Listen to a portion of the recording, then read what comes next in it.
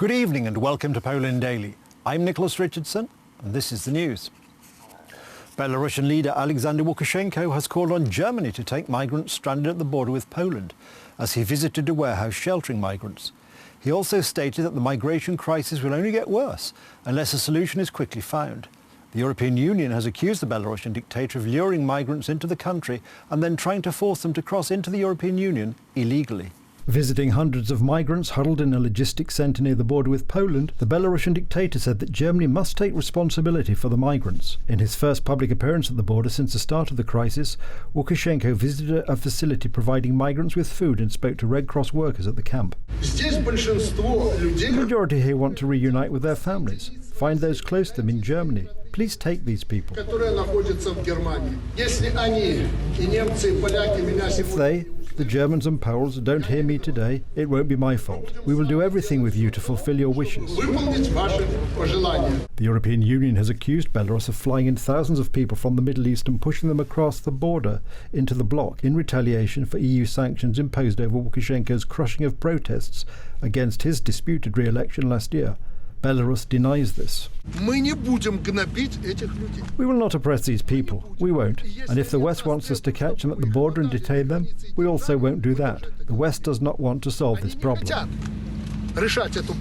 Poland's border guard service has said that the Belarusian authorities have been actively assisting migrants to try to cross their shared border.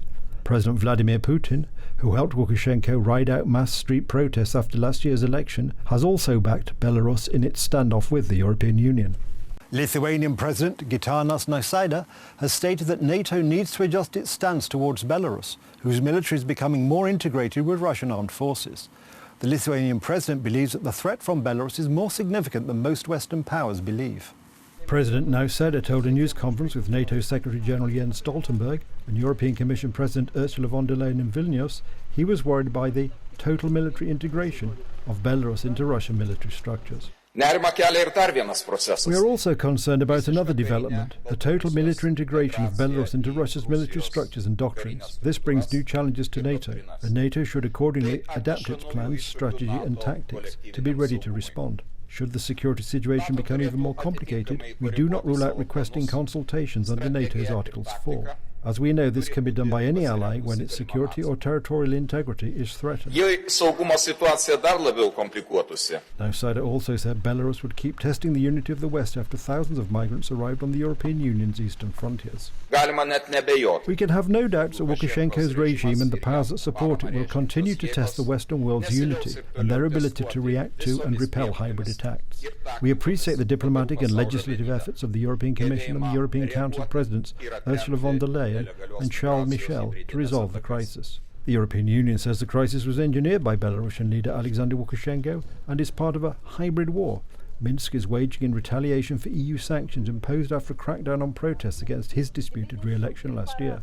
Lithuania is already benefiting from 37 million euros in emergency assistance, but as I announced earlier this week, we are tripling the EU border management funds for Lithuania, Poland and Latvia to 200 million euros overall this year and next year. Stoltenberg said the leaders had also discussed Russia's unexplained and unjustified military build-up near Ukraine. We also discussed Russia's unexplained and unjustified military build-up near Ukraine. We call on Russia to be transparent, reduce tensions and to de-escalate. NATO remains vigilant. We stand ready to defend all allies, and we will continue to provide our partner Ukraine with political and practical support. NATO foreign ministers will meet in Latvia on Tuesday, with Russia, Belarus and the situation in NATO partners Ukraine and Georgia on the agenda.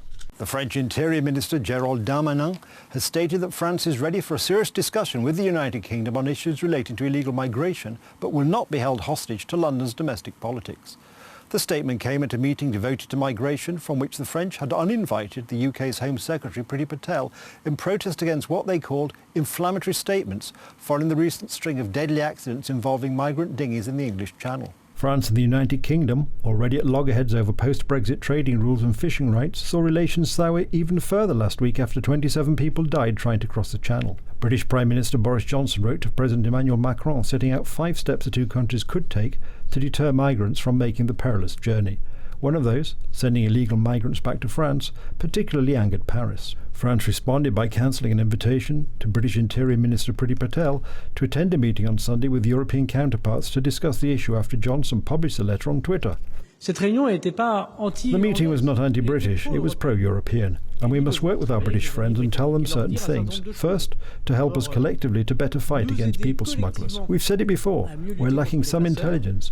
The response is not always to the level of the French police's expectations. Sometimes I have long exchanges with my British counterpart. I think she's in agreement. And then, as underlined by each of the parties, the UK must fight against the attractiveness of Britain. French President Emmanuel Macron has stated that the relationship with Britain must be a relationship of equals, and that the French are not auxiliaries of the United Kingdom.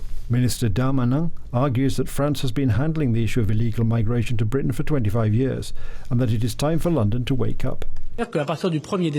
First, Great Britain must assume its responsibilities and limit the attractiveness of the country, economic attractiveness, and to allow a legal path to seek asylum in Great Britain, because at present, Great Britain must do its share, and secondly, must fight against smugglers. Little was agreed at Sunday's meeting with his European partners beyond further cooperation between the police, but the European Border and Coast Guard Agency agreed to provide a plane from December the 1st to monitor France's northern coastline. Czech President Miloš Zeman has appointed the leader of a centre-right alliance, Petr Fiala, as Prime Minister.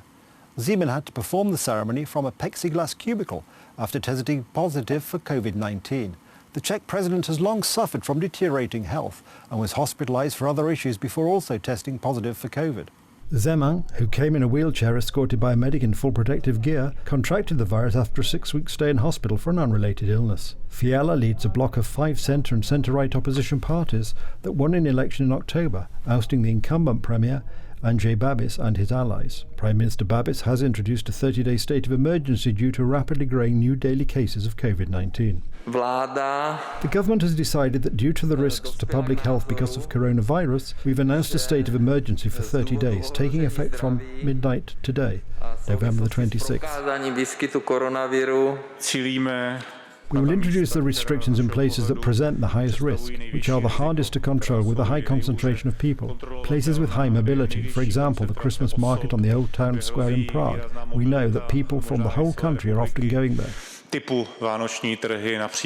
new government will have to tackle the new wave of coronavirus infections that is threatening to overwhelm hospitals and an energy crisis after the collapse of a large electricity provider. That's the news. Thank you for watching. Stay with us for the weather, Poland Daily Business and more programmes. But from me, it's have a good night and a better tomorrow.